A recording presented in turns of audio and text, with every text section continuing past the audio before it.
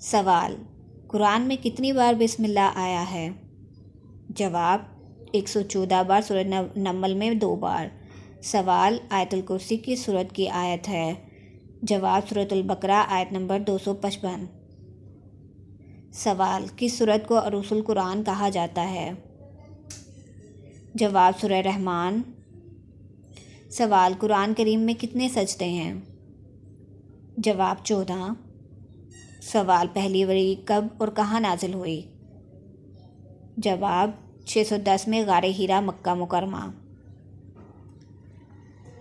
سوال: حضرت جبریل علیہ السلام نے کتنی بار قرآن نازل کیا؟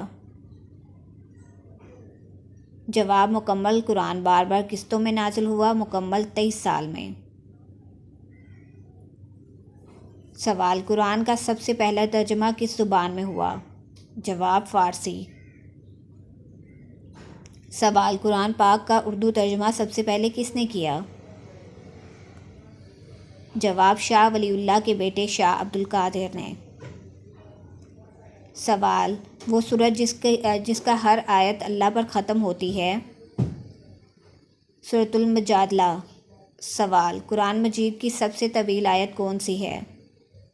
جواب: آیت 282 سورۃ البقرہ آیت 3۔ سوال: کس سورت کو سورۃ النبیین بھی کہا جاتا ہے؟ جواب: سورۃ الانبیاء۔ سوال: کس سورت میں سب سے زیادہ اللہ کے نبیوں کا ذکر ہے؟ جواب: سورۃ الانعام۔ سوال: قرآن پاک میں کتنی بار محمد نام آیا ہے؟ جواب: 4 بار۔